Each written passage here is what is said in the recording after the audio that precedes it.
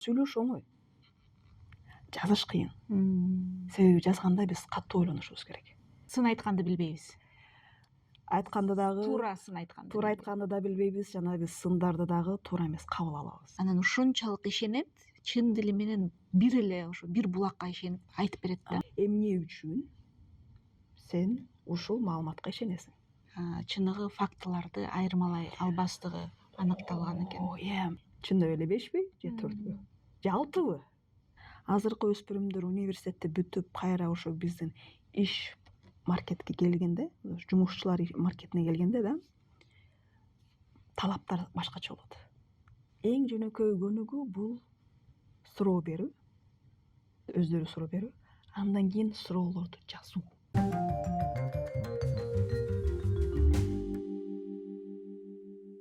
Өспүрүмдөрдүн психологиясы, коопсуздугу жана жашоого зарыл болгон көнтүмдөрдү өнүктүрүү боюнча маалыматтарды ушул каналдан таба аласыз. Аты жөнүм Салтанат Адылбек жана бул Эне күндөлүгү YouTube каналы.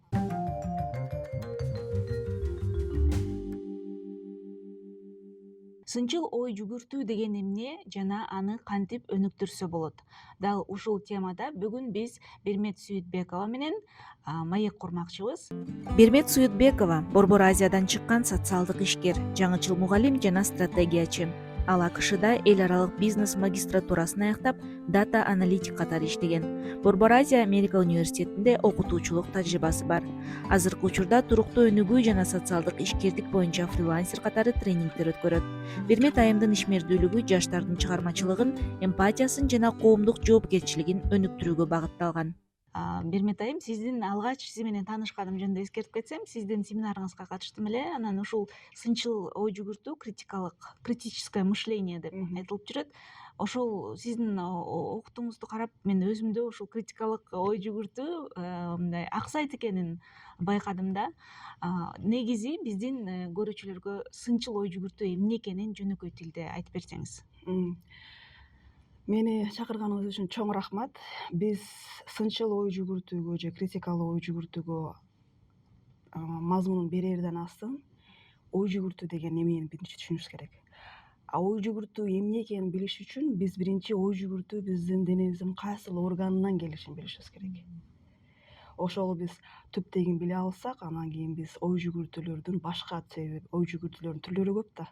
Ошолор биз кененирээк, анан тереңирээк кабыл ала алабыз. Биринчи биз ой мээни карап көрөлү. Мен мээ боюнча эч кандай адес эмесмин, бирок мен өзүм кызыгуум болгон. Мээ кандай функцияларды контролдойт биздин денебиздеги. Мен эң жөнөкөй эле тил менен айтканда, мээ экиге бөлүнөт. Сол, оң болуп. Биздин сол тараптагы мээбиз, биздин хемисфер дейт да, кыргызчасын билбейт экенмин деле. Ал биздин тил, логика жана аналитикалык аң сезимдерибизди ой жүгүртүүгө жооп берет дагы биздин денебиздин оң тарабын контролдойт. Ал бизге түз жана иреттүү ой жүгүртүүгө жардам берет. Ошол эле убакта биздин оң тарабыбыздагы мээбиз болсо, бул биздин креативдүүлүгүбүзгө, Сол тараптагы жөнүндө айтып атасыз. Азыр мен оң тараптагы, биринчиси сол тарапта. Оң тарабы болсо бизде креативдүүлүк, интуиция дейт да, эмоция, терең мейкиндиктерге ой жүгүртүүгө жооп берет дагы. Оң тараптагы мээбиз биздин сол денебизди контролдойт. Экөө мындай айкалышкандагы. Анан биздин оң тарабыбыздагы мээбиз бул интуитивдүү жана жалпылоо процессин бизге ушул ойлонууга жардам берет, көмөк берет. Ошондон ары эле мээде биз ой жүгүртүүлөр болот. Биз ойлонушубуз керек биринчи ой жүгүртүү деген эмне? Ар кандай ойлор болот да. Ой жүгүртүү деген бул маалыматты колдонуп идеяларды түзүү, маселелерди чечүү жана чечим кабыл алуу жөндөмү. Андан кийин биз ой жүгүртүүлөрдүн түрлөрүнө келебиз. Ой жүгүртүү бул бир эле критикалык ой жүгүртүү эмес же сынчыл ой жүгүртүү эмес. Ар кандай ой жүгүртүүлөр бар. Биринчиден мен эң жакшы көргөнүм бул креативдүү ой жүгүртүү. Жаш балдар бизде креативдүү ой жүгүртүшөт да. Ар кандай идеялар келет, ар кандай идеялар көп да. Анан башкача ойлонушат алар. Бул ошол креативдүү ой жүгүртүү. Андан кийинкиси болсо бул аналитикалык ой жүгүртүү. Аналитикалык ой жүгүртүү бул маалыматтарды чогултуп, ошолордун негизинде биз чечим кабыл алабыз. Баарысын караштырабыз. Биз маалыматтарды бир эле чечимге биз көптөгөн маалыматтарды чогултабыз. Ал эми кийинкиси бул логика. Логика бул өзү айткандай эле бул кезеги менен да. Биринчи мен муну ойлонушум керек, кийин экинчи муну чечемин, андан кийинки үчүнчү этап бул ушуну караштырам деп. Кийинкиси болсо рефлексивдүү ой жүгүртүү. Рефлексивдүү ой жүгүртүү бизде жашообузда көптөгөн сабактар алганбыз, каталарды кетиргенбиз. Биз ошолорду отуруп рефлексия кылышыбыз керек да. Ушул окуя болду, ушул жерде ушундай инцидент болду. Мен ушул эле окуялардан кандай сабактарды ала алам деп өзүбүз отуруп чечим чыгарышыбыз керек да. Кийинкиси бул дивергент ой жүгүртүү. Дивергент ой жүгүртүү бул бир нече маалыматтарды, идеяларды чабылыштыруу. Ар кандай идеялар алып келүү. Бир эле идея эмес, бул бир дизайн ойлоп чыгаруу же маркетинг болгондо көптөгөн идеяларды чабылдыруу. Ошондой эле конвергент деген ой жүгүртүү бар. Ошол дивергенттен келген миңдеген, жүздөгөн идея ойлордун эң мыктысын тандап алуу. Ал эми эң акыркысы бул биздин бүгүнкү темабыз бул сынчыл ой жүгүртүү же болбосо критикалык ой жүгүртүү. Сынчыл же критикалык ой жүгүртүү бул маалыматтарды талдоо, баалоо жана алардын негизинде чечим чыгаруу. Критикалык ой жүгүртүү бул бир эле маалымат менен чектелбеш керек. Критикалык ой жүгүртүү болгондо силер ар бир булактардан бирден ошол эле маалыматка тиешелүү информациялар чогултасыңар, аларды талдайсыңар, кийин ар бир маалыматка баа бересиңер да. Баа бергенден кийин ошонун негизинде сиз чечим кабыл аласыз. Жөнөкөй тили менен айтканда бул маалыматтарды талдоо, баалоо жана анын негизинде чечим чыгаруу. Сиз ошо ой жүгүртүүнүн түрлөрүн белгилеп кетпеңизби? Ошолордун жыйындысы дагы болуп калышы мүмкүн окшойт критикалык ой жүгүртүү. Ошонун баарын билген адам критикалык ой жүгүртүүсү дагы жакшы болот Баарысы дегер чогуу алып кете алса, ооба. То есть өзү адамдын ой жүгүртүүсү жакшы болот. Бул себеби критикалык ой жүгүртүү бул ошол эле мен айтып кеткен ой жүгүртүүлөрдүн арасына кошулат да. Биринчи жыйындысы эмес, бир түрү. Бир түрү. Түшүнүктүү. Сиздин баамыңызда ушул бизде балдарды өстүрүүдө, балдар менен мамиле курууда ушул сынчыл ой жүгүртүүгө канчалык мындай баа беремин? Жок, канчалык орун берилет? Убакыт берилет? Ата энелердин тарбиялап жаткан майында. Сынчыл ой жүгүртүү өзүдөгү бизде башынан эле бар. Биздин энебиздин ичинде жүргөндө эле. Себеби Эйнштейн айтканда, бир боюнда бар аял келип айтыптыр да, мен ошо баламды канча жаштан баштап тарбиялашым керек, сизге окшоп акылдуу болсун дептир. Анан канча айлык болдуңар десе, 9 ай же 8 ай десе, силер уже кечиктиңер дейт. Себеби баланы ичинде эле жатканда, курсагында жатканда эле ошондой эле тарбиялай башташ керек дейт да. Ошондой эле эненин эмоциясы менен мен бул жерде адис эмесмин. Мен бунун баарысын өзүмдүн жеке изилдөөм. Себеби мага дагы суроолор көп келгенде ошо изилдеп көрөм да. Бала эненин эмоциясы менен мындай азыктанат да, тамактанат. Эмоциясы менен, эненин ой жүгүртүүсү менен. Андан кийин уже төрөлгөндөн кийин бала деле уже түшүнө баштайт ыйлаганда. Азыр мен ыйласам, апам келет экен. Анан ошо чоңоюп баратканда биз балдарга уже эме бере баштайбыз. Танда дейбиз да. Мурун биз убакта тандоо деген нерсе жок болчу. Эгер биз азыркы заманды карасак, биз балдарга көбүрөөк тандоо беребиз. Алардын эркине коебуз да, сен танда, сен ал, анан эмнени кааласаң ошону алып берем деп. Биз убакта жок. Сен аласың, жейсең, столдо отурган тамакты гана жей аласың. Азыр болсо бизде көбүрөөк эме бере баштады, эрк бере баштады. Андан дагы мен айтмакмын, баланын ошо критикалык ой жүгүртүүсүн дагы көбүрөөк чыңдаш үчүн бир гана эркти берип эле тим болбостон, бала кандай суроо берип жатканын жана ошол суроолорго чогуу жооп издегенди аракет кылыш керек.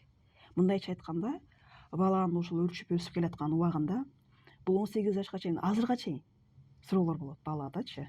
То есть биз ата энебиз бар, биз деле балабыз да, бизде деле дагы суроо бар. Биз эми чоңоюп китеп окуп дегендей маалыматтарды интернет ресурстардан ала алабыз, бирок жаш балдарда суроолор көп болот. Ошолорго билбейм, тур чаары, бар чаары деп кагып силкпестен өзүң изилдеп көр. Интернет азыр бизде бар. Китептер дагы толтура, маалыматтар дагы толтура. Карап көрсүн, изилдеп көрсүн. Дагы жасалма интеллект азыр бизде күч алып келатат. Жасалма интеллектке силер туура суроо жазсаңар, же даже туура эмес суроо жазсаңар деле жоопту 19 секундтун ичинде берет. Балким ошондо ата энелер чогуу отуруп бала менен изилдеп көрсө, мындай бул жерде бир гана баланын критикалык ой жүгүртүү же эненин критикалык ой жүгүртүүсүн күтпөстөн, бул жерде эне менен баланын болгон байланыш дагы мындай бекемирээк болот деп ишенем мен. Критикалык ой жүгүртүү табияттан эле бала төрөлгөндө эле демек ошондой жөндөм бар экен адамда. Болгону бала чоңойгон сайын чөйрөсү ошол суроолоруна жооп бербей, кагып, токтото берип, суроо берүү жөндөмү деле жок болуп калышы мүмкүн, Туура. Биздин салтта суроо берүү же болуп жаткан окуяны да атап айтуу терс көрүнүш да. Себеби бизде улууларды урматтап, биз туура эмес кылып жатса дагы унчукпай кетип басып кетип калышыбыз мүмкүн. Суроо бербейбиз да. Эгер биз суроону дагы туура бергени үйрөнсөк деле, себеби биз деле суроону көп туура бербейбиз. Сынчыл, себеби биз чектен чыгып сындап анан суроо беребиз. Биздики ашып кетет, ооба. Биздики жөн эле сын айтуу бизди мындай кандай десем, критикага өтүп кетет, Керектүү эмес сындарды айтуу же ошол эле адамдын көңүлүн оорутуп сындарды айтып салуу да. Биз өзүбүздүн ниетибиз түз эле, жакшы болуп кетсин дейбиз, өнүксүн дейбиз. Бирок биз ошол бөлүшүп атканда өзүбүздүн оюбуз менен эле эме кылып, эмне деп коет, эсептешип, башка адамдын эмоциясы менен, эмпатиясы менен эсептешпейбиз да. Ошонусу бар. Биз сын айтканды билбейбиз.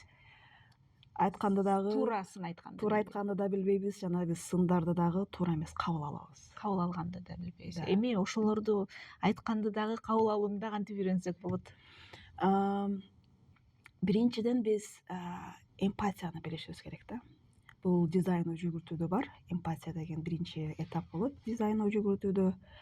Эмпатия деген эмне? Эмпатия деген башка адамдын эмоцияларын түшүнө билүү.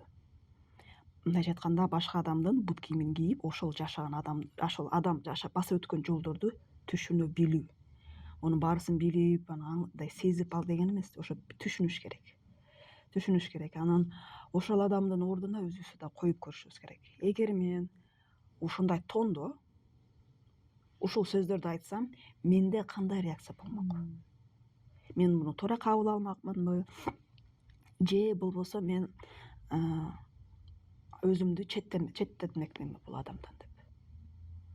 Мен деле башында ушундай болчумун. Туура эмени айтканды билчү эмесмин, критика айтканды билчү, өзүмдүн оюмду туура айтып берүүчү, формулирование болот го. Формуляция менин начар болчу. Менде жок, ооба. Бул мага жагат, бул мага жакпайт деп болчу. Бирок рефлексивдүү ой жүгүрткөндөн кийин көп адамдар менен көрүшөсүң. Кээкилери аябай интеллекттүү да, интеллигенттүү адамдар, булар көп нерсени көрүп, көп нерсени окуп, көп нерсени изилдеген адамдар, алар башкача сүйлөгөн. Эгер мен туура эмес сүйлөп койгон болсом, мага бермет, сен туура эмес айттың деген эмес. Келип мага өзүнчө эле колун желкеме коюп эле, менин көңүлүмдү оорутпаш үчүн, сен мындай деп айттың ушул жерде. Мен ошол сен айткан сөздү же сен айткан ой пикириңди урматтап сыйлайм. Бирок сен кичине жумшагыраак айтсаң болмок. Же болбосо башка сөздү колдонсоң болмок. Же болбосо тонду өзгөртсөң болмок депчи. Ошондой мага кайтымдар болгон. Мен өзүмдүн элечи жүрүм турумумда ошондой рефлексивдүү мен ой жүгүртүп, ошону отуруп дагы мен дагы анализдегем. Туура кылдымбы, туура эмес кылдымбы, эмнеге мен онтип ошол сөздү айтып жатканда же сынымды өз пикиримди айтып жатканда мен ойлонбодум депчи. Ошондон кийин туура чечим кабыл алгам. Мен Америкада иштеп жүргөндө менин шефим критикалдуу эмес, бул фидбек, кайтарым байланышты айтууну бир өзүнчө адис болуп калганда, ошол мен өзүм шефим менен иштеп жатканда көп нерсени үйрөнгөм. Кантип туура сүйлөш керек экен, кантип туура сүйлөш керек эмес, баарынан дагы биздечи эң кыйыны кантип маекти башташ керек. Отуруп мен айтпайсыңбы, кел Салтанат, кел сен менен сүйлөшүм керек. Бул уже бизде эки эме жакшы сүйлөшүү же сиз өткөн мен эмне кылып ийдим эле деп коркуу сезими пайда болот. окуя эсиңизге келет дагы. Азыр мен бул Бермет менен да экөөбүз сөз тартышабыз. Себеби мен айтканда менин ой пикирим түз эле болчу. Бирок мен айткан сөзүм үчүн силер уже өзүңөрдү блокко койдуңар. Коргонуу механизми иштеп баштайт. Так, азыр Бермет мага мондай айтат, анан мен мондай айтман, анан тигиндей болот, анан мындай айтабыз. Бул жерде мен турамын депчи. А эгер мен ошол эле сизди маекке чакырганда башкача сөздөрдү, башкача тил менен же башкача денемдин өзүмдүн жүрүм турум менен сизди башкача чакырсам, мен өзүмдү ошо башкача чакырып жатканда дагы Салтанат, ушундай окуя болду. Бул окуяда мен өзүмдү мен ойлоп жатам, экөөбүз туура эмес бирибизди түшүнүп алдык. Экөөбүз отуруп ошол маселенин үстүндө иштеп көрбөйлүбү? Сен өзүңдүн тарабыңды айтасың да, эмне болду, кандай сездиң, а мен өзүмдүн окуямды айтып берем. Ошол кезикте экөөбүз отуруп чечим чыгаралы. Эгер мен туура эмес, ошондо сүйлөшөсүңөр, анан кечирим сураган бизде деле салтыбызда жок. Оор аябай. Макул, кечирим сурабасаң дагы көңүлүңдү айтып кой. Мен туура эмес иш кылдым деп кой. Кечирим сурабасаң деле мен туура эмес ойлоп турмун, туура эмес айтып алдым деп ошентип айтса деле, экөөбүздүн ортобуздагы мамиле кечээкиге же ушул биз экөөбүз курган маекке чейин дагы, маектен кийин дагычы жакшы болуп кетиши мүмкүн. Экөөбүз чыныгы дос болуп калышыбыз мүмкүн. Мен өзүм тажрыйбамда иштин негизинде көптөгөн ушундай окуялар болгон. Кээде мага ушинтип келип өзүмдү коргоо механизмин койгом дагы, бирок ошол адам мени кайра коргоомду ачып, мен бул жерде сен менен урушканы келген жокмун, мен сени бул жака катуу сын айтканы келген жокмун. Мен ушул окуя болгондон кийин кантип биз экөөбүз чогуу иштеше алабыз. Ошол иштеше эмес, ошол көйгөйдүн үстүндө иштеше алабыз да. Чогуу иштешүү эмес да, көйгөйдүн. Себеби биз экөөбүз иштейбиз, экөөбүздүн мамилебиз түз болуш керек. Бири-бирибизди жаман көрбөстөн же аркабыздан сүйлөбөстөн. Ошондой болгондо, чын айтайынбы, ошол менин коллегам менен мамилем өтө сонун азыр. Мындай болуп көрбөгөндөй да. Буга чейин жакшы сүйлөшпөсөк, азыр болсо аябай жакшы сүйлөшөбүз. Аягында мен ага рахмат дедим. Себеби мен эч ойлогон эмесмин.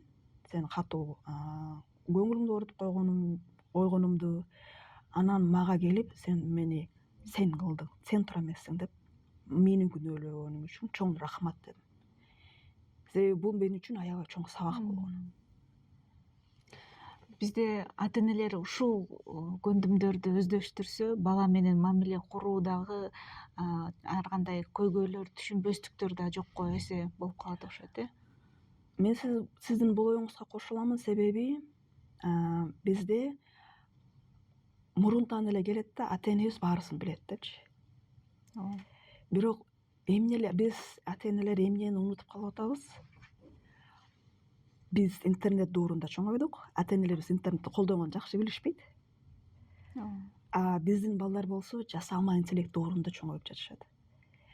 Же биз алар менен чогуу үйрөнүшүбүз керек, же алардын үйрөнүүнү биз ачык болушубуз керек дагы, алардын ар кандай көз караштарына дагы ачык болушубуз керек. Мен муну айткан жокмун, макулдашкыла деген жокмун. Ошол эгер мисалы үчүн 2 кошулган 2 5 десе, урушпагыла. Эмнеге 5 деди? ошол ой жүгүртүүнүн түп дегине жетип, сен ошондо балаңар өздөрү тура мен туура эмес эсепти алып турмун депчи. Себеби биз урушпастан, какпастан, силикпестен, ар кандай жаман сөздөрдү айтпастан, жөн эле туура суроо берип койсок, бала дагы өзүнүн ой жүгүртүүсүн тереңдетет да. Макул 5 дедиң, эмнеге далилдеп бер.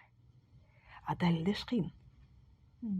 Далилдеп берсе, бул ал бала канча жашта болбосун отурат. Ютубтан болобу, башка жактан болобу далилдерди изилдейт. Эгер мында алып карап көрсөк, далилдер 1-2 сааттын ичинде чыгыш керек да. То есть ошондой эле отуруп, салыштырып, карама каршы коюп, чындап эле 5пи же 4пү же 6пы? Ошолорду далилдеп чыкканда бала өзү деле өнүгүп жатат. Башка колдо болсо, ата энем билет. Менин балам азыр бир нерсени изилдеп жатат дагы, көңүлү тынч болсо болот. Ой жүгүртүү, ойлонуу, изилдөө баардыгы иштеп жаткан болот да ошондо. Ооба. Эмнеси иштеп жаткан болот? Ал туура. Мен инем бар, сиңдимдин баласы. Сурайт, көп сурайт. Эң жөнөкөй суроо эмне болду? Эмнеге? То есть адамдын денесинде адам суусуз канча күн жашай алат? Кудайга шүгүр, мен бул маалыматты билчүмүн. Анан мен бөлүштүм. Адам баласы суусуз 3 күн. Өтүп кетсе 3 күн жашай алат. 3 күндөн кийин адам уже өлүп калышы мүмкүн да. Себеби бизге организмибизди нымдаштырып турушубуз керек да.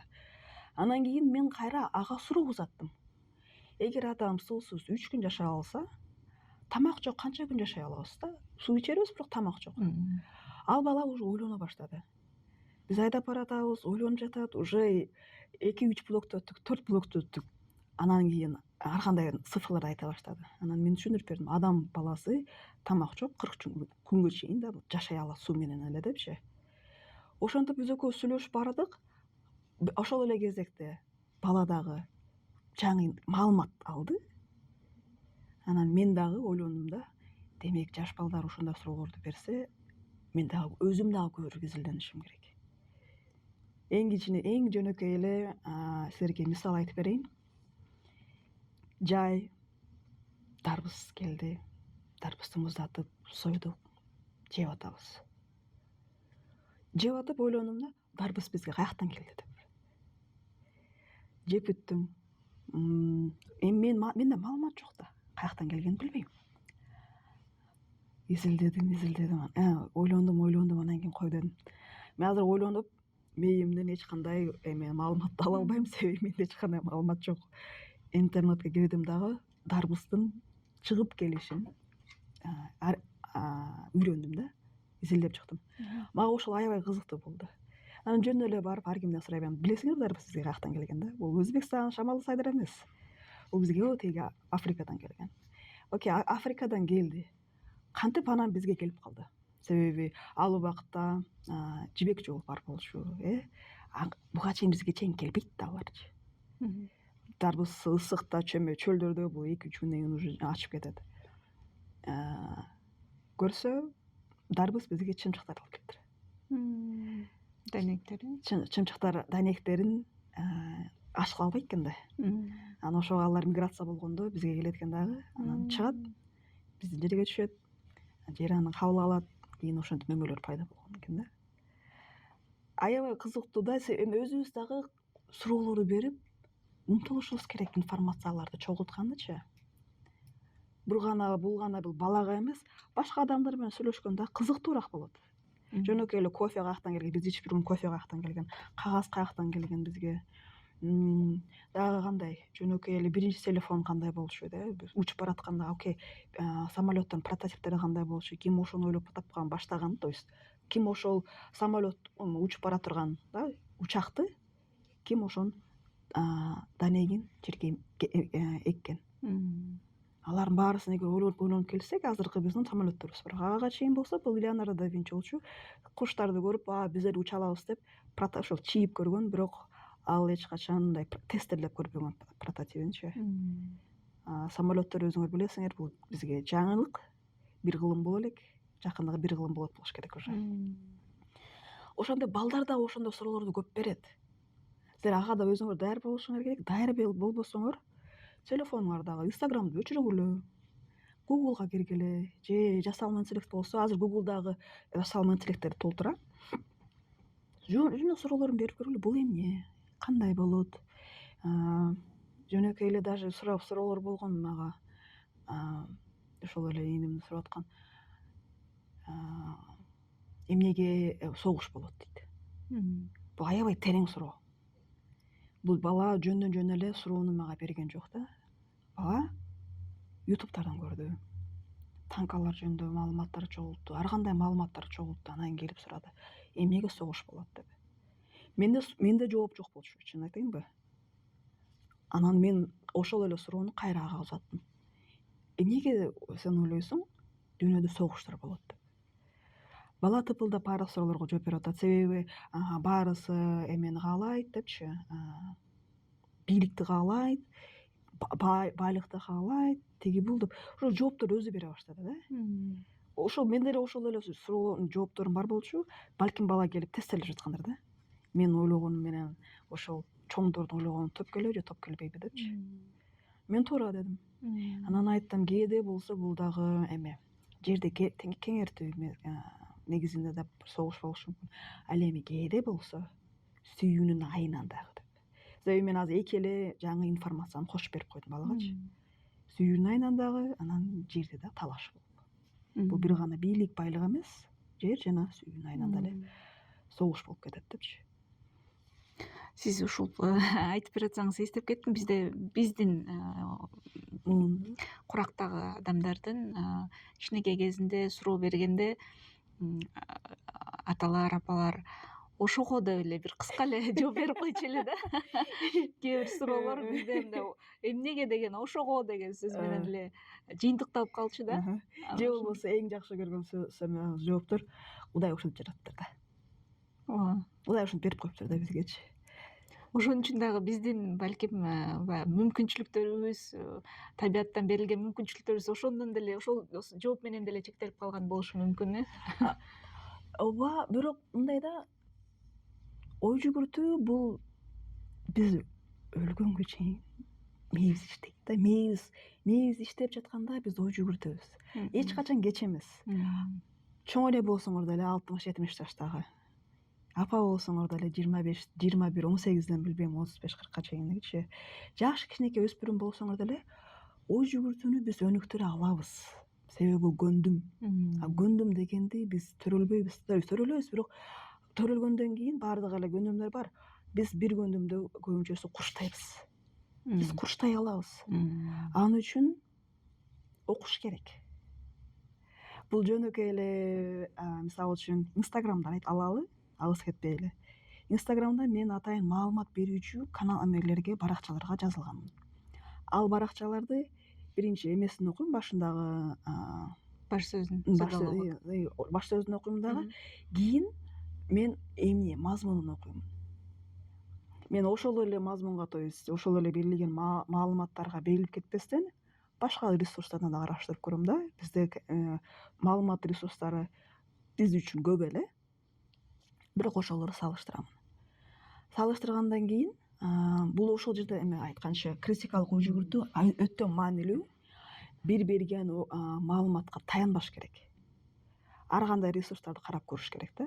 Эгер себеби бизде жакчылык бар. Биз жактап кетебиз бир жакты. Эгер баарысы көк деп атса, мен балким жашыл өңдөйм да, жашылга мен жашыл жакшы деп өтүп кетишим мүмкүн. Бирок мен асан өсөндө Батназурадагы баардык өңдөрдү караштырып чыгышым керек. Агы, карасы, сарысы, жашыл барбы караштырып мен өзүм туура чечим кабыл алышым керек да. Билип билбей туруп эле мисалы үчүн кийинки комментарийлер жазат, мындай тегиндей экен, мындай экен депчи. Бул демек адамдар ошол эле берилген маалыматка таянып өз ой пикирин ошол замат берип атат. Бир жактуу, реакция аябай тез болуп жатат да. Биз болгон окуянын айтат го, бир эле окуянын эки тарабы болот депчи. Медалдын да эки тарабы болгондо эки тарабын дагы караштырышыбыз керек, салыштырышыбыз керек. Чындап эле ушундай болдубу же болбоду? Эки тараптын тең угушубуз керек. Бир жакка тартып кетпестенчи. Ошондой угуп жатканда же окуп жатканда дагы биз нейтралдуу болушубуз керек. Эгер жактап кетсек, анда биздин чечимибиз көбүнчөсү бир тарапка тартып кеткендей болот дагы. Биз ошондо рационалдуу ой жүгүртпөстөн же критикалык ой жүгүртпөстөн көбүнчөсү бул тартып кетүү ой жүгүртүүсү болуп калат. Мен кызым ошо өспүрүм курагында, анан азыр ошо жаңылыктарга кызыгат да. Дүйнөдө эмне болуп атат, Кыргызстанда эмне болуп атат, ошолорду социалдык тармактардан көрөт, анан бизге айтып берет. Анан ушунчалык ишенет, чын дили менен бир эле ошо бир булакка ишенип айтып берет да. Анан ошондон улам мындай байкасак, өспүрүм курактагылар ошо талдоо билбей эле кайсы, мисалы ютубтан болсо, ютубтан эмне айтылса ошого ушундай ишенет экен, чын дили менен башка жактарды дагы айтпай биз менен талашат да. Жок, мындай болгон экен, андай эмес, мындай деп. Анан кайдан уктуң десек, мына бул жактан айтты деп ушинтет да. Анан критикалык ой жүгүртүүнү эмне үчүн ошо өспүрүмдү өнүктүрүш керек деген суроого дагы жооп келип чыгат да. Ошо балдар бир кандайдыр бир маалыматтардын манипуляциясынын курмандыгы болуп калбаш үчүн ошону өнүктүрүш керек. Ата эне кантип үйрөтөт ошо балага ошо эмне деп айтыш керек туурасынан. Өспүрүмдөр билесиңер 13 жашынан алар 21 жашына чейин калыптанат. Мээ ошондо өнүгөт. Ошол убакытта мээ өнүккөндө өспүрүмдөр бунтарьлар болот да. Меники туура. Себеби мен уже чоңоюп калдым деген. Бул демек биздин көп эле ата энелер сабап, ургулап, сөздөн алып тарбиялашат бизди. Мен муну туура деп дагы айтпайм, туура эмес деп дагы айтпайм. Себеби силердин үй бүлөңөр, силердин мамлекетиңер, силердин ишиңер да. Бирок айтар элем, өспүрүм өсүп келатканда, чоңоюп келатканда ошо аябай тез чарчайт. Себеби мээси тез иштеп жатат. Өлчүү процессинде болуп жатат. Бизде урушат, утур, мындай кыл, иште, же окуң жаса тиги бул деп. Биз эгер мээнин анатомиясын карап көрсөк, мээ өзү ошо чарчайт экен дагы, өспүрүмдөрдү уйкуга тарта берет экен да. Ошол убакытта деле эки тарап көп келишпестиктер болуп, ошондо уже чырчалар чыгат да. Мен айтарым, түшүнгүлө, себеби балдарыңар биринчи жолу өспүрүм болуп жатат. Силер өспүрүм болуп бүткөнсүңөр. Биз башка тарбияны көргөнбүз. Биз башка чубуктарды, таяктарды жегенбиз. Биз болсо азыр өзүбүздүн балдарыбызды сөз менен албашыбыз керек да. Себеби канча жолу сабалганым эсимде эмес, бирок канча жолу сөз менен жээлгеним эсимде калып калат. Ошондон биринчи ошону айтмакмын. Сөз менен албастан сүйлөшүп көргүлө, түшүнгүлө. Себеби силер ошол айтып жатканда эле балдарыңарды, эгер силер 40 жашта болсоңор, 40 жашка чыгаргың келип жатат да. Жок, бала чыга албайт. Силер түшкүлө ошол 15, 13, 21 жаш болсун. Ошол жашка түшкүлө силер. Сүйлөшкүлө, эмне болуп атат, кандай болуп атат депчи. Критикалык ой жүгүртүүдө маалыматтарды кантип талдаш керек да. Бир убактарда билесиңерби, мында социалдык тармактарда челлендждер аябай популярный болуп кеткен болчу. Даже билем, Америкада балдар билип билбей эле, мен азыр ушуну ичсем, бул эме болчу. Кийим жуучу гелдер болчу. Ичсем, мен ошондо популярный болуп кетем депчи. Ошондой эле силер өзүңөр отуруп сүйлөшүңөр керек балдарыңар менен. Мен ушуларды айтып бератканда силерге сразу айтып коеюн, мен психолог эмесмин, просто аябай көп изилдегенмин ушул мээ жөнүндө, ой жүгүртүү жөнүндө. Өзүмө деле кызык болгон да. Балаңар менен сүйлөшкүлө да, анын каалоо тилегин. Эгер силер жаш баштап уже курсакта эле кийин уже төрөлүп, өзүнүн ой пикирлерин айта баштаганда, ой пикирлерин сураштырып, сен кайсыл тарапка баргың келет же эмнени үйрөнгүң келет да. То есть башынан эле мен врач болуп, сен врач болосуң же мындай болосуң деп баштын мээсине койбаш керек, себеби адам өзгөрөт. Анын каалоосу да өзгөрөт, эмоциясы да өзгөрөт да. Ошондуктан эмнени азыр изилдеп жатасың же эмнени азыр үйрөнгүң келип жатат деп, ошо наоборот чогуу үйрөнгүлө. Үйрөнүп жатканда деле балким ооба азыр ата энелер иштешет. Мурдагыдай апа үйдө отурбайт да. көбүнчөсү эки тарап тең иштешип бала өзүмө жеке калып калат. Бирок силер туура суроо бергенди үйрөнгүлө. Мен туура суроо берген деп айта албаймын. Бир нерсени айта аламын. Эмнеге деген суроону бергиле. Же кандайча депчи. Англисчеси why дейт да. Орусчасы да эки эмеси бар, котормосу бар. Кыргызчасы бул эмнеге. Эмнеге сен ушундай туура деп ойлойсуң? Бирок бул жакта силер балаңарды дуэлге чакырган эмес. Эмнеге сен антип ойлойсуң деген маани эмес. Эмне үчүн сен ушул маалыматка ишенесиң? Ооба, жаштары сразу атырылат. Себеби бул адам туура адам же бул адам мындай тигиндей депчи. Ошон кийин эле башкача ошону суроо берип көргүлө. Башка ресурстар эмне деп жатат? Себеби академияда изилдөөдөчү кантип бизде бир изилдөө келет. Бир нече академиктер бир идеяны бирөө жазгандан кийин өзүнүн изилдөөп барагынчы изилдөөсүн жазганда ар кандай ресурстагы, ар кандай тармактагы адистер келип, академиктер келип, ошол айткан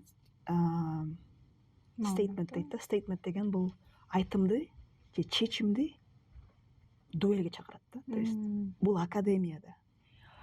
Мисалы үчүн Салтанат айым ушундай деп айтты да.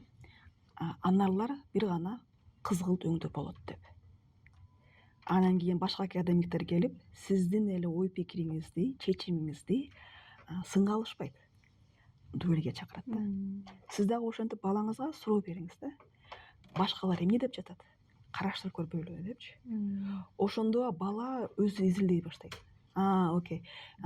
Эгер бул адам бул айдан өчөрү жашыл десе, бул адам көк деп жатат да. Чалыштырып, эгер биз чагыштырып караштырсак эки ойлордучу, үчүнчү ой пайда болот. Бул баланын өзүнүн жеке ою. Мен дагы айтмакмын да, эгер балаңызда суроолор көп болсо, же контроль бир азыр биздин өспүрүмдөр тез чоңоюп келатпайбы? Эң жөнөкөй көнүгүү бул суроо берүү, өздөрү суроо берүү, андан кийин суроолорду жазуу. Телефонго эмес, ручка, кагазды алып эле, калем кагаз алып эле жазгыла. Эмнеге? Себеби биздин ой күлүк. Ойдун аркасынан биз жазып жетише албай калабыз. Ошондо биз эмне кылабыз? Акырындатабыз оюбуз, ой жүгүртүүнү. Акырындатып, так, мен азыр буну ойлондум, мен моун жаздым, азыр бул жакта эмне деп жазыптырмын, ошону айтам депчи. Жазуу азыр мода эмес да. Бирок мен айтмакмын, жазуу бул адамдын ой жүгүртүүсүн өтө зор кылат. Дагы тереңдетет. Себеби жазганда сиз эмне калтырасыз? Из калтырасыз. Телефондо өчүрүш оңой эле. Жазганда каталар болот. Жок, мен аны жазбай монта айтышым керек эле деп. Чийип, көрдүңөрбү? Ошондо уже башка адам ойлоно баштайт. Сочинение жаздырган бизге мурун жаздырчу, бирок мындай да, эч ким СРС деп койчу, рефераттарды жазып атканда бизге себебин эч ким айтпаган да. Жазгыла, сочинение жазгыла, болду, бүттү. Эмне деп ойлойсуңар? Бул креативдүү ой жүгүртүүнү албетте өнүктүрөт тең элечи, бирок баарынан дагы жазуу бул аң сезимибизди тереңдетип, курчтатып, ошону кагаз бетине түшүргөндө туура ой жүгүртүүнгө жардам берет. Себеби биз сочинение атабыз да, бир барак дейбиз. Элестеткиле, бир барак айтып атат, сен дүйнөдө эмнени каалайсың? Эмнеге каалайсың? Кантип ошол же ким болгуң келет, ошол кесипке же адис болууга кандай кадамдарды алышың керек дегенде бир эле баракка жазыш керек. Ошону сыйдырып баардыгын батырыш керек, э? Бул ошондо уже биз ал адамдын да өспүрүмдөр, баардык эле адамдар, ошол эле адамды биз чакырып жатабыз, эме кылып жатабыз. Дуэлге кыргызчасы кандай болуп калат мындай? Кел. Атаандашым мындай мелдешке болуп калабы, ушундай. Чакырып атасыңар да, кел. Сен ушуну жаз депчи. Элестеткиле, сүйлөшүү оңой. жазыш кыйын. Себеби жазганда биз катуу ойлонушубуз керек. Бул бир гана менин кол жазмасын жакшыртуу эмес. Ката жазуу эмес. Бул катасыз жазуу эмес. Ката кетирсин. Эртең ошо катаны көргөндө ошону кайра оңдоп койсун ал. Эгер биз мисалы үчүн сиздин кызыңыз айттыңыз, өспүрүм көптөгөн маалыматтарды алыптыр да. Мындан кийин сиз айтыңыз, жок, мен сенин айткан маалыматтарды укпаймын. Мен сен айтып берген макаланы окуймун дейсиз. Мага бир барак жазып бер, колдон. Анан мен окуймун. Ошондо ал уже башкача ойлоно баштайт да. Жок, мен айтып берем же тигиндей кылып берем деп эмес. Эгер журналист болом десе, же жазуучу болом десе деле жазганды билиш керек да. Ошо 2-3 сөз менен айтып берүү бул эң татаал көндүм. Эң татаал. Себеби азыркы жаштар бизде көбү чет мамлекетке барып окуйбуз дейт. Алкыш, баргыла, окугула. Кыргызстандын дагы билим берүүсүн да Кыргызстанды өнүктүрүшүбүз керек. Бирок бир нерсени баарысы унутат. Тил үйрөнүп жатып эле баарысы тил дей берет да. Мен тест тапшырсам болду депчи. Бирок мен силерге айтып кетейин, ата-энелерге дагы, көрүп жаткан өспүрүмдөргө дагычы, тил бул эң маанилүү да тесттелерчи, TOEFL башкалар болот, эң маанилүү тепкич эмес. Эгер проходной дейт го, проходной балды топтосоңор болду, бүттү. Себеби дүйнөдө эң чоң балдарды алгандар толтура, бирок аларды университетке кабыл албайт. Суроо туулуш керек. Эмнеге кабыл алышпайт? Себеби ар бир университетке тапшырып жатканда силерден сочинение сурайт. Бул эссе болушу мүмкүн, 2-3 суроо берет, 2-3 суроого жооп жазышыңар керек. Же болбосо motivational letter дейт, мотивацияңарды да, эмне силерде мотивация берет депчи. Же болбосо statement of purpose дейт. Statement of purpose бул уже магистратура, аспирантураларга тапшыргандар. Алар уже чоңураак да, силердин өзүңөрдүн аныктамаңар эмне да, өзүңөрдүн сөз айтымыңар эмне деген. То есть силердин айтымыңарды же силердин өзүңөрдүн ой пикириңерди университет чакырып жатат да, эмне депчи, айтып жатат. Мага айтып бер. Эгер менин ой жүгүртүүм менен да, менин талабым менен сенин ошол statement of purpose тап келсе, биз сени кабыл алабыз. Ошондуктан азыртан жөнөкөй эле кыскача мазмундуу сочинение, аңгемелер жазганды үйрөнгүлө. Ошону жазып жатканда деле силер өзүңөрдүн ой жүгүртүүңөр катуу иштейт. Жазып жатканда кимге жазып жатасыңар, ошону да билиш керек. Себеби мен эгер бул жака келгенимде, эгер мен чоң адистерге сөйлөсөм, мен башкача даярданып келмекмин. Эгер жөнөкөй эле карапайым элге болсо, башкача сөйлөш керек болот да. Ошондуктан билишиңер керек. Азыр өспүрүмдөр карап жатса же ата-энелер көрүп жатса айтмакмын. Балдарыңарды ушул жазып жатканда сөзсүз түрдө окугула. Анан өзүңөрдүн кайтарым байланышыңарды, өзүңөрдүн ой пикириңерди жумшак айтып бергиле. Туура сөздөрдү кабыл алгыла, колдонгула. Анан жазып жатканда дагы кандай десем, лимит коюш керек да. Мага бир барак да. Биринчи жөнөкөй эле жарым барак дегиле. Анан кийин бир барак. Сиз ошентип балаңызды уже кийинки уже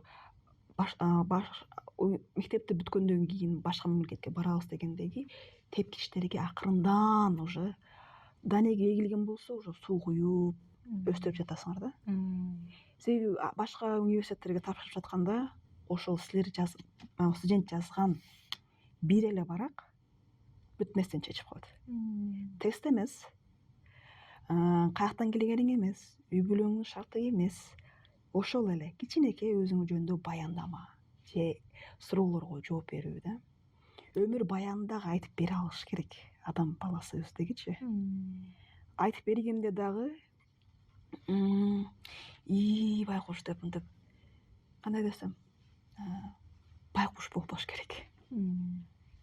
Өзүңдүн чечкиндүүлүгүндү айтып берген. Ошол эле көрдүңөрбү?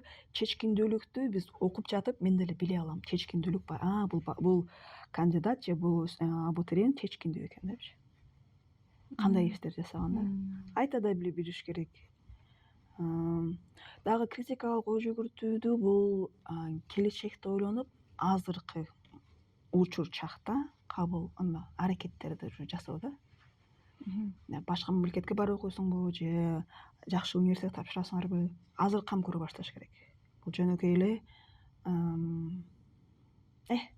болсо болду да. Ортон тапшырсам болду бүттү депчи. Жок, андай эмес. Мектепте кызыл диплом менен аттестат менен бүтсө болот, университетте кызыл аттестат менен бүтсө болот. Бүттү деп коелу да. Кийин силерди ишке алабыз дейт.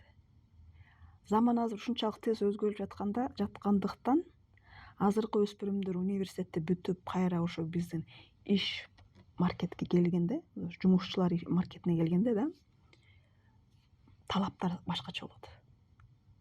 Интервьюлар мурун атың ким, каяктан окудуң? Окей, жакшы окупсуң, макул, сени ишке алабыз болчу мурунчу биздин убакытта. Азыр андай эмес. Азыр болсо командада иштей аласыңбы? Жекече өзүң ой жүгүртүп, өз оюңду айтып бере бөлүшө аласыңбы? Бөлүшкөндө дагы команданын көңүлүн оорутпастан айтып бере аласың. Эгер ошентип биз критикалык ушинтип келечекти азыр учур чак менен карап көрсөк, ошолор өтө маанилүү да. Ушул критикалык ой жүгүртүү мектеп урагында баягы балдарга карата буллинг, анан кийин баягы кошпой, анын кемчиликтерин атап, шылдыңдап, ушундай учурлар болгондо балага кантип жардам бере алат ата эне, эмне деп, кандай сөздөрдү айтып?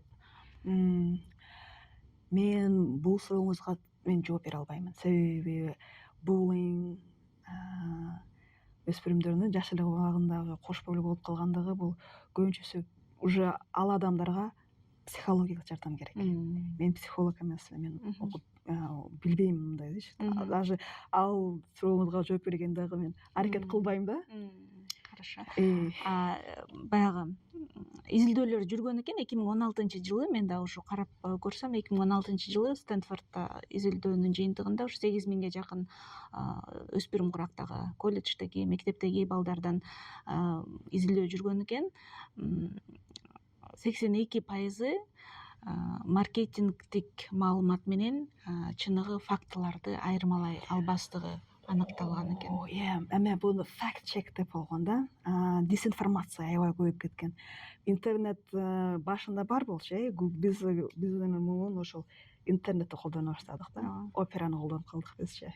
Интернет Explorer колдонуп калдык. Андан кийин 2015-14 жылдары эмне уже популярный боло баштады? Социалдык тармактар. Instagram, Snapchat, Facebook аябай эмен алып атты да. Эмне деп коет? Дүйнөнү шторм менен алып атты буларчы. Ошол эле убакытта жалган информациялар көп бөлүнө баштады дагы. Дүйнө уже бири-бирине карама-каршы болуп калды. Андан кийин ошол Стэнфордто дагы изилдөө болгондон кийин даже Америка, даже башка мамлекеттер дагы fact check боюнча бул Америка деген Facebook'ту чакырып, Марк Цукерберг чакырып, эми еще дагы ал убакта Twitter дагы бар болчу, азыр X болуп, Илон Маск эси сатып алган. Суроо коюшканда Америка мамлекети Цукербергке: силер, еще Google дагы бар болчу, силер Facebook'та же Google'да бөлүнүп жаткан маалыматтарды факт чек кыласыңарбы же кылбайсыңарбы деп. Алар айткан жок, биз албайбыз деген. Демек, интернет бул толтура керексиз, керектүү маалыматтар да. Анын ичинен биз сорттойду алышыбыз керек. Биздин курак ошого дал келип калдык. Көптөгөн туура эмес информациялар бөлүндү, көптөгөн жаңылык, кандай десем, түшүнбөстүктөр болуп жатты. Ал эми азыркы жаш өспүрүмдөр болсо, алар маалыматка эмес, көбүнчөсү тренд и популярность. Бирок мен антип айтсам дагы туура эмес болуп калат да.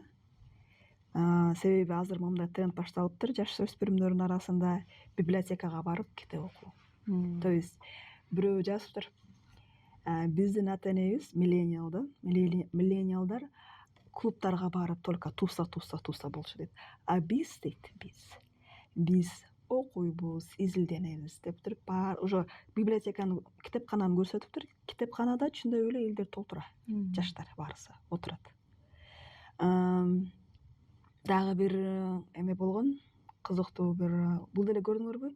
Бул мен азыр силерге интернеттен алган маалыматтар менен бөлүшүп атам да. Бул эмелер сорстар да. Булактар мененчи. Бул факт бар. Себеби буну адам өзү айтып жатат, өзү кандай экенинчи. Бирок мен башкалар менен дагы салыштырышым керек. Ошол эле мен көргөн, уккан маалыматты салыштырышым керек. Салыштырганда кантип салыштырабыз? Байкаштырыш керек. Байкаштыруу бул четте туруп ким кандай эмне иш кылып жатат, ошону байкаштырыш керек. Кээ биркилер билесиңерби, аябай байкайт. Мындай кийинип келди, тигиндей кийинип келди депчи. Ошол эле көндүмдү, ошол эле силер Кудай берген силерге ушул белекти эми чоңураак нерселерди байкаштыргыла, көбүрөөк нерсени байкаштыргыла. Кыздар кандай жүрөт деп, балдар кандай жүрөт деп, же болбосо ушул азыр бизде тренд болуп жатат. Бул тайпа кандай реакция кылып жатат, бул тайпа кандай реакция кылып жатат депчи. Ошондо байкаштырганыңарда силер уже башкача ой жүгүртө баштайсыңар. Демек бул болбогон эле иш экен депчи. Трендтер особенно билесиңерби, 20-жы же 19-жы жылдары кармап туруп мындай кылса учуп аябай популярный болуп кетпеди? Спиннер беле? Спиннер болуш керек. Ошондо да дүйнө экиге бөлүнүп калган. Баарысы алабыз. Кээ биркилер критикалуу жөнөкөй эле ой жүгүртүп койду, бул эмне кереги бар? Азыр эртең эле жок болот депчи. То есть бир аласың, айландырасың, болду бүттү. Кээ биркилер болсо, бул тренд экен да, себеби мен башка элдерден калбашым керек дейт. Ошол эле убакта атайын логикага мындай оюнчуктар бар, билесиңерби? Темирлер бири-бирине чогуу болот да, аны ошону чыгарыш керек дейт да. Бирөө ошол ойноп жатып айтып калды. Болду, 1000 сом алдым дейт. 1 мүнөткө жетпей чечип койдум дейт. Мен азыр түшүнбөй жатам эмнеге акча коротконумду деди. Бирок алып жатканда ойлонбогон. Алып жатканда ал адамдын азарт болгондо, эмесин ошо кумар болгондо, ошону алсам, мен чечсем болду бүттү депчи. Аябай акылдуу киши, интеллигенттүү киши тез эле чечип койду аны. 1000 сом жок. Болду бүттү. Ошол менен ал бир жерде чаң болуп эле жатат да. Ошондо баалай билиш керек да. Бул гана критикалык ой жүгүртүү эмес, бул аналитикалык ой жүгүртүү. Аналитикалык ой жүгүртүү болгондо силер алга барганда маалыматтар чогултуп, эгер бир нерсе алам деп атканда делечи, баалап көрүш керек. Же балдарыңарды деле ошого үйрөтүшүңөр керек. Макул, мен сага азыр жаңы телефон алып берем. Жаңы телефонду сен, то есть эгер 5 алып келсең же мындай алып келсең деп эч кандай андай мотивациялар болбош керек деп эсептейм. Себеби мындай болуп калат, баланын ошондо чоңоюп келатканда мындай ой жүгүртүүсү өөрчүп калат да, калыптанып калат. Эгер мен жакшы адам болсом, мени эч ким эме кылбайт, капа кылбайт дегенчи. Эгер мен жакшы кызматкер болсом, мен айлыгымды көтөрүп беришим мүмкүн деп. Андай туура эмес. Үйдө ооба, балким. Бирок мотивацияны туура коюш керек да. Сен эгер билбейм, бул ата энелердин өздөрү просто 5 алып ички мотивация берилиши керек, тыштан эмес. Ооба, 5 алып келсең, же кызыл черегиң кызыл болсо, же мындай болсо деп эч кандай мотивация болбош керек да. Алып берип атканда дагы жөнөкөй эле суроо сурагыла. Буга акча каяктан келди? Бул албетте финансылык билим эме болот. Финансылык сабаттуулук болот. Бул башка финанс адамдар өздөрү жакшы жооп бере алат деп ойлойм, бирок мен ойлонойм, бизди үйрөтпөгөн. Себеби бизде акча болбогон ал убакта биз 1 сомго курсагыбыз тойчу. 10 сом болсо биз бай болчубуз. Азыр болсо 100 сом болсо курсак тойбойт. Эптеп той кылышы мүмкүн, бирок заман өзгөрүп жатат да. Акча кайдан келди деген түшүнүш керек. То есть бирөө айтышы мүмкүн, дарактан келет. Туура, дарактан келет, бирок акчаны бизге дарактан эч ким бизге бербейт да. каяктан келет, кантип иштелет, иштеп табасыңар. Ошол эле кезекте силер салыктарды дагы үйрөткүлө. Эмнеге? Мен Америкага барардан астын билчүмүн салыктарды төлөш керек экен. Мен айлык акыма салыктарды алып калат экен. Бирок билбегем 45% экен. 45% экенин билбегенмин. Билгенмин, бирок өтө терең изилдөө жасабаган экенмин да. Ошолорду билиш керек. Бизде деле азыр салыктарды көп өзгөрүүлөр болуп атпайбы? Баланы азыртан үйрөнсөк, ошондо бала уже жаш кезинен баштап уже критикалык ойлоп баштайт да.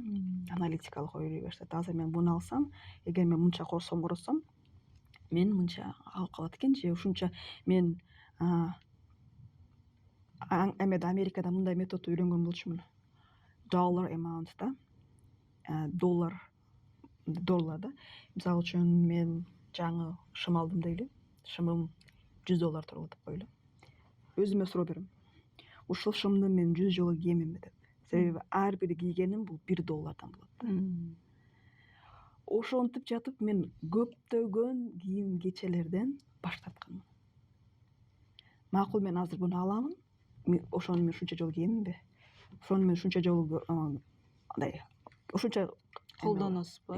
Кийинге болсо макул 1-2 жолу кие турган көнөк, бирок 1-2 жолу кийгенимде мен ошончо бага көрүнөмүнбү депчи.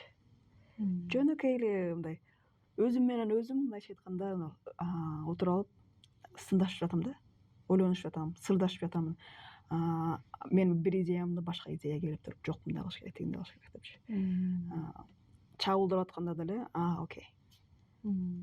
Ошентип деле балдарыңарга үйрөтсөңөр болот, бирок бизде dollar amount дегенде 100 сом деп коелу. 4000 сом болгондо 40 жолу кийесиң депчи. 40 жолу кийесиң деп. Же 1-2 кийгенден кийин жок болуп кетеби? Ошентсек, биз ошондо баланы мээнетти дагы баалаганга үгүттөйбүз. Алар же болбосо жайында иштешсе, ооба, сен барып өзүң каалаган кийимди аласың да иштедиң себеби. Ошондо акчаны коротуп жатканда дагы акчаны алып коюш эмес. Баса калып контролдош дагы эмес. Туура колдонууга үйрөтүп, жол көрсөтүү. Бизде көбүнчөсү жол көрсөтүү менен баса калууну алмаштыра берет да. Контролдучу. Ала кал эле, мен акчаң бул, мындай кыласың, тигиндей кыласың депчи. Балким бала телефон алам деп чогулткандыр. Бирок силер отуруп түшүндүрүшүңөр керек. Телефон сага эмнеге керек? Да, ошол эгер жөн эле эле сүйлөшүп, отуруп, урушпастан, какпастан, силикпестен түшүндүрүп берсеңер, бала түшүнөт. Дагы мындай, азыр биз өспүрүмдөр жөнүндө, балдар жөнүндө айтып баратабыз да. Бирок мен биринчи кезекте айтмакмын, ата-энелер биринчи өзүңөр иштегиле, өзүңөрдүн үстүндө депчи. Бала билим алып кете берет. Бирок ата эне дагы, көбүнчөсү энелер үйдө болгондуктан мен кичине корустук болушу мүмкүн. Биринчи өзүңөр сабаттуу болгула депчи. Баладан талап кылбагыла. Эгер силер өзүңөр сабаттуу болбосоңор, баладан талап кыла албайсыңар. Себеби силер балага бере турган билимиңер жок да андай. Өзүңөр окулгула, изилденгиле, ушактар бар, ушактарга берип кетишет биздикилерчи. Андан дагы четтеш болуш керек да. Окей, бул эмне деп айтты, экинчиси эмне деп айтты, окей, өзүң чечимиңди чыгар дагы. Басып кет, жөнө. Лишний эч нерсе айтпа. Бас, жөнө. Өзүң оокатыңды үйүндө кара, тазала, мээңди өөрчүтүш керек. Бизде ойлошот да, мектепти бүттүм, универди бүттүм, болду, бүттүм. Мен эми сабаттуумун деп, болду, бүттү. Дипломдорду сандыкка бекитип коебуз. Деги мээни биз күн сайын стресске чалышыбыз керек. Билим менен. Жаңы ресурстарды, жаңы маалыматтарды алышыбыз керек да. Окушубуз керек. Макул, азыр окубай эле койгула. Азыр окуу деген азыр айтат баарысы, мен качан окудум, мен эмне кылдым, мен окуй албаймын, бери баракта арам окуйм деп окубагыла макул. Анда туура подкасттарды окула. Угуш оңой. Окуш кыйын макул. Же интернетте, социалдык тармактарда отурганда деле туура маалыматтарды алгыла ушактарга берилбегиле. Себеби ушак деген бул бул мээбиз маалыматтарды аябай тез кабыл алат. Эгер биз мээбизди жакшы маалымат менен баксак, сөзсүз түрдө оозубуздан жакшы сөздөр чыгат. Ал эми мээбизди биз негативдүү, жаман, ушак, уруштар менен толтурсак, албетте биздин оозубуздан терс сындуу сөздөр чыгат. Ошого айтмакмын, ата энелер өздөрү биринчи окушсун депчи. Бирөөгө бербей туруп өзүң талап кылбайсың. Ооба. Анан сиздин да бүгүнкү чыгарылышта айткан сөзүңүз аябай жакшы кеңеш болду. Ушул мээ деген куракка, жаш куракка карабай өнүгө берет. Ошондуктан ата энелерди да чакырып кетет элек. Ушу критикалык ой жүгүртүүнү өнүктүрүү үчүн интернетте деле көп ресурстар бар, маалыматтарды алып ошол жактан дагы ар кандай көнүгүүлөрдү жасаса болот. Критикалык ой жүгүртүүнүн зарылдыгы, биздин коомдо зарылдыгы ушул жакынкы арада эле шылуундар, телефондон көп адамдар, көп эле сабаттуу, сиз айткандай көп эле билимдүү адамдар ушу телефон аркылуу эле капчыктарынан, электрондук капчыктарынан өздөрү салып берип койгон учурлар болот. Биздин дагы айланабызда тааныштар көп болот. Бул деле ушул көндүмдөрдүн жетишерлик деңгээлде өнүкпөгөнүнүн улам деле болуп жатса керек. Бул жакта уже психология чоң роль ойнойт. Себеби адам аябай күчтүү даже критикалык ой жүгүртүүсү болсо дагы, эгер психикалык же моралдык жактан катуу басса, адам сынып калышы мүмкүн. Же ал адам психопат болуш керек. Сынбаш үчүнчү. Манипуляцияны билесиңер психологияданчы.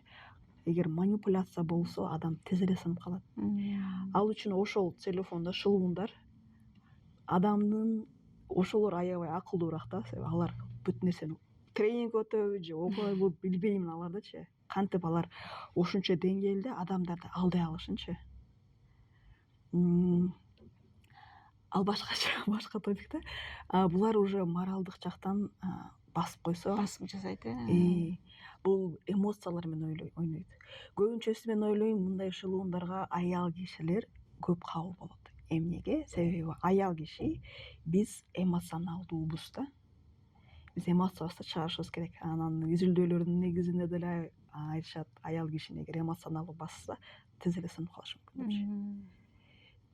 Биз еще мээримдүүраакпыз. Эгер биздин балдарыбызды же ата энелерибизди же бир туугандарыбыз айса, биз туруп жаныбызды бергенге даяр болобуз. Ошону алат дагы, ошону биз ачкыч катары колдонушат. Бирок андан деле качып кутулса болот. Кантип? Макул деп туруп телефонду коюп, болушу мүмкүн, айтышы мүмкүн, азыр телефонду койсоңор тиги мындай болот депчи. Органдар эч качан антип сүйлөшпөйт. Сураш керек, адрести бер, барам депчи. Жөнөкөй эле суроо, адрести бер, барамын. Бишкектемин же бул жактамын, тиги жактамын десе, адрести бере бер, анда мен бирөөнү жиберип коемун. Биз кыргыздарбызда туугандар көп, мен азыр жиберип коемун. Ошентип деле суроо берсе, кайра суроо жиберсе же эмеден, суроого суроо менен жооп берсе, адам уже эгер аркы жактагы адам шылуун болсо, өзүнө чыгып кетет дагы, уже башкача сүйлөй баштайт. Ошондо башкача сүйлөй баштаганда эле түшүнөсүңөр, булар шылуундар экен депчи. Сиз ошо дагы критикалык ой жүгүртүү жөнүндө айтып кеттиңиз. Өзү жөнөкөй эле көнүгүүлөр бар. Критикалык ой жүгүртүүнү өнүктүрүүдө. Биринчи кезекте суроо. 5 жолу эмнеге деп суроо бериш керек. Бул англисчеси 5 why дейт болчу, эмнеге депчи. Сиз суроолорду анан туура формулировка кылуу. Орусча болобу, кыргызча болобу, англисче болобу, кайсы тилде сиз оңоюраак ойлонсоңор, ошол тилде сиз суроону туура түзүшүңүз керек. Кийин суроо түзүлдү да, ошол суроого маалыматтарды издөө. Маалыматтарды издөө бир эле булактан эмес, ар бир булактардан. Себеби сиз жөнөкөй эле аш десе эле ашты жөн эле күрүчкө эле салып жеп койбойсуңар да. Ар кандай ингредиенттер кошулат да. Ошолорду алып келгиле. Андан кийин ошонун негизинде силер колдонуп чечим чыгарасыңар. Ошо маалыматтарды колдоносуңар, чечим чыгарасыңар. Андан кийин силер жыйынтыгын дагы эске алышыңар керек. Себеби биз азыр мындай болуп атат да, келечектеги боло турган окуяны учур чакта биз чечип атабыз, ойлонуп жатабыз. Биз келечекте кандай жыйынтык чыгышын дагы билишибиз керек. Аны көрө билишибиз керек. Бул аябай кыйын эме. То есть бизде баарыбыз эле элестете беребиз, азыр сон болуп кетет, азыр болуп кетет депчи. А бирок биз эгер чындап эле аналитикалык, рационалдык ой жүгүртүү кылып, анан критикалык ой жүгүртүүнү кошсок, эки жоопко биз даяр болушубуз керек. Сөзсүз түрдө жакшы өзүбүзгө жакканын, жаныбызга жакканына көбүрөөк тартышыбыз керек. Бирок эки жоопко биз даяр болушубуз керек дагы. Анан кийин ой пикирибизди бөлүшө билишибиз керек, бирок ой пикирибизди биз туура адамдар менен бөлүшүбүз керек. Бизди жебегендерден же эртең мен азыр бир окуяны айтып берсем, эртең кайра ошол эле мен айткан сөздөрдү келип, кайра мага каршы курал катары колдонбостон да. Ошондой адамдар көп, ошондойлор менен кылып, алар чогулуп, мээни чабылдырып, анын ой пикирин сурап, же айтып көрөлү, мисалы үчүн эки карама каршы бир эме турат да, бир адамдар бар да. Суу менен от. Бирөө суу десе, бирөө от деп жатат да. Анан бул жерде жер турат. Же болбосо кагаз турат деп коелу. Сууга барып сурайсыңар, эмнеге суу кагаз жерге маанилүү депчи. Суу өзүн айтат. Анан суу отту жамандайт. Отко каршы да суучу. Анан кийин бул жакка болду бүттү, биз суу туура экен деп биз басып кетпешибиз керек. Келип эмеден сурайбыз, оттон сурайбыз, же күндөн сурайбыз. Эмнеге сен жерге маанилүүсүң, керектүүсүң дейт. Анан от дагы айтат, себеби мен фиолетовый эмелерде күн болгондуктан жеримде эмелер өсүмдөр өсөт. Мен ушул күн келет депчи. Эки башка ой болду да. Экөө тең айтып атат, мен маанилүүмүн дейт. Экөө тең. Бирок экөө тең туура. Анан кийин жерден келип сурайлы. Жер сурап атат, сен кандай деп ойлойсуң? Сага суу керекпи? Суу өтө маанилүүбү, же отпу, же күнбү дейт. Жер карап туруп айтышы мүмкүн. Мага аба маанилүү деши мүмкүн. Уже үчүнчү башка ой келип атат да. Ошо андан кийин адам өзү чечим чыгарыш керек. Демек, жерге 3 элемент дагы, же үчөө тең маанилүү экен депчи. Ошондо маалыматтарды биз ой пикирлерди чогулткандан кийин биз акырындан өзүбүздүн критикалуу сынчыл ой жүгүртүүбүздү өндүрө алабыз. Сонун. Аябай жакшы көнүгүүлөрдү айтып бердиңиз. Пайдалуу, менимче аябай эле пайдалуу, мен үчүн дагы пайдалуу болуп атат. Негизи мен ушу конокторду чакырганда мындай ойлондура турган, мындай мени чыңалтып ээ турган нерселерди укканда аябай кубанам да. Мага ошондой жагат. Сизге чоң рахмат, убактыңызды бөлүп, бүгүнкү биздин каналга келип, ата энелер менен абдан маанилүү маалыматтар менен бөлүшүп кеттиңиз. Сиздерге ийгилик каалайбыз. Урматтуу ата энелер, эгерде сиздерди кызыктырган темалар болсо, комментарийге жазыңыздар. Каттала элек болсоңуздар, эне күндөлүгү каналына катталып, өспүрүмү бар ата энелерге дагы бул каналды бөлүшүп коюңуздар. Биз өзүбүздүн миссиябызды аткарууга ишибизди уланта бермекчибиз. Аман туруңуздар.